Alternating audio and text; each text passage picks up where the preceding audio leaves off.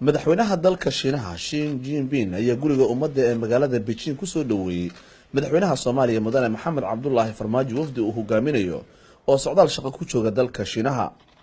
kulanka ay labada madaxweyne yeesheen ayuu madaxweyne Xi Jinping ku ammaanay madaxweyne Farmaajo iyo xukuumaddiisa horumarkay ka gaareen dhinacyada dib u dhiska dhaqaalaha iyo siyaasadda. madaxweyne Farmaajo ayaa ku bogaadiyay dhigiisa Shiinaha tallaabooyinka isbedel kale ee ku horumarinaya wadankiisa uu qaaday. Somalia firmly supports the Belt and Road Initiative that foster a strategic cooperative. Soomaaliya waxa ay si rasmi u taageersan tahay hindisaha qaab dhismeedka kaabayaasha dhaqaalaha kaasoo ku dhisan hab iskaashi saaxiibtinimo faa'iido badan oo aan rajeynayo inaan xubin firfircoon ka noqon doono. mudane madaxweyne, aragtidaada ku aadan dhismaha mustaqbal ay wadaagaan Afrika iyo Shiinaha ayuu shirka iskaashiga Afrika iyo Shiinuhu tusaale wanaagsan u yahay, taasoo muujinaysa sida Shiinaha ay uga go'an tahay in saaxiibtinimo laga wada faa'iido ay wadaagaan labada dhinac.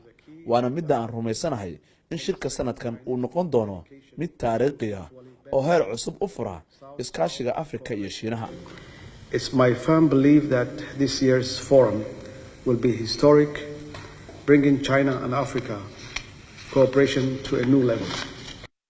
Xi Jinping madaxweynaha Shiinaha ayaa ku tilmaamay Soomaaliya saaxiib uusan Shiinuhu ilaabi karin marka la eego kaalintii Soomaaliya ay ku lahayd in Shiinuhu uu dib ugu biiro golaha ammaanka ee qaramada midoobay.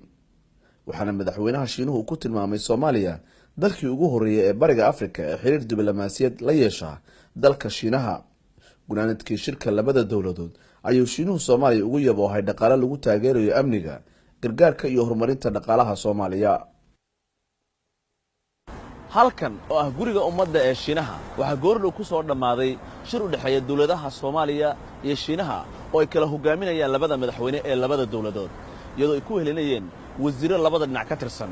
shirka oo looga hadlay arrimo muhiim ah ayaa ugu dambeyn waxa lagu saxay heshiisyo dhaxalgal ah oo labada dawladood dhexmaray, kuwaas oo kala ah dhismaha kaabayaasha dhaqaalaha oo ay kala sixdeen wasiirada arrimaha dibadda ee Soomaaliya iyo Shiinaha iyo waliba iskaashi dhinaca dhaqaalaha oo dhexmara labada dawladood oo iyana ay kala sixeen wasiirada ganacsiga ee labada dawladood.